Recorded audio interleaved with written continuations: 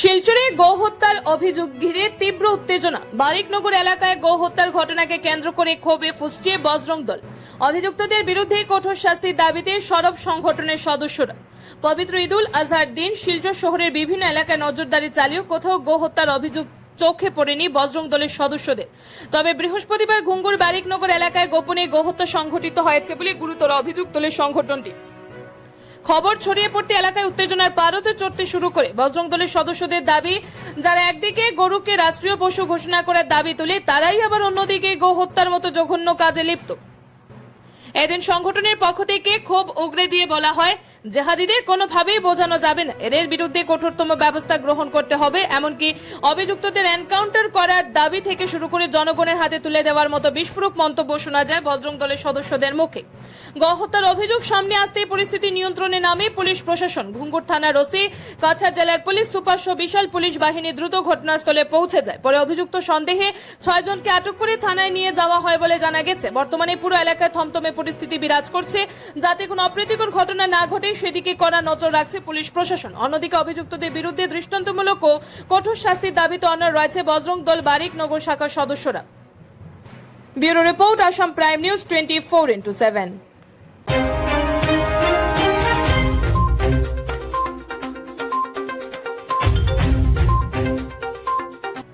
জয় শ্রীরাম।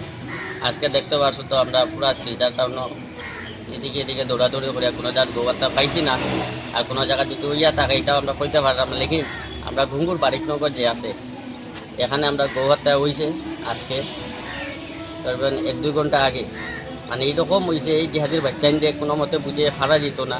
তারাই কইন যে গৌমাতারে রাষ্ট্রীয় পশু হিসাবে ঘোষিত করা হইতো, লেকিন তারাই ফিস পারে আমরা গৌহত্যা করে এই জিহাদির বাচ্চাইনদের ডাইরেক্ট আমার কথা ডাইরেক্ট এনকাউন্টার করা হইতো, নাইলে ডাইরেক্ট পাবলিকের হাতে তুলিয়া দিলাইতো। কারণ এই গোয়াটা খবর শোনার লগে লগে আমরা ঘুঙ্গুর পুলিশ প্রশাসন বা আমরা এসপি স্যার, ওসি স্যার, সদর ওসি স্যার সব সঙ্গে সঙ্গে গেছে।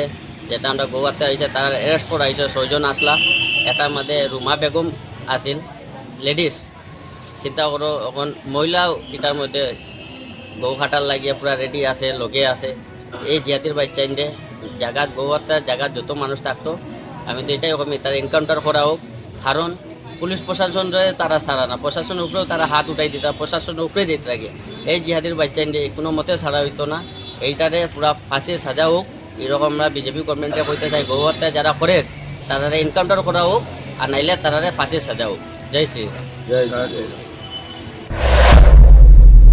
যোৱা কিছুদিন ধৰি আমি যিমানখিনি কমিটি আছে, পাব্লিক মানুহ, বিডিপি, আমি যাৰ লগত আমি মিটিং কৰিব লাগে, আমি মিটিং কৰি পেলাই আমাৰ যোনটো মেছেজ আছিলে ক্লিয়াৰলি আমি কৈ দিছিলোঁ যে এই বস্তুটোৰ পৰা বিৰত থাকিবৰ কাৰণে।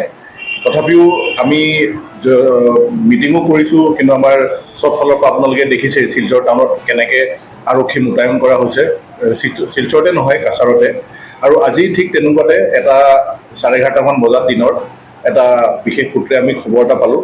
বাৰিকনগৰ ঘুঙ্গুৰ থানা, শিলচৰ সদৰ থানাৰ এৰিয়াত আমি খবৰ এটা পালোঁ। সেই সূত্ৰ আমি যেতিয়া ভেৰিফাই কৰিবৰ কাৰণে গ'লোঁ, আমি তাতে অলপ ছাছপেক্টেড গৌ মাংস আমি পালোঁ আৰু প্ৰপাৰ চিজাৰ কৰা হ'ল।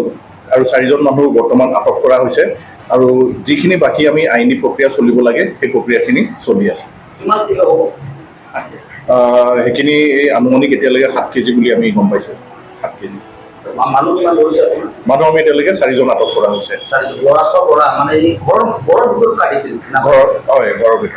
ঘৰৰ ভিতৰত আছিলে, প্ৰাইভেট ৰেচিডেঞ্চ আছিলে, কম্পাউণ্ড আছিলে। আৰু আমি গোটেইখিনি একৰ্ডিং টু প্ৰচিডিঅ'ৰ চাৰ্চ চিজাৰ যিখিনি কৰিব লাগে আমি সেইখিনি কৰিছোঁ।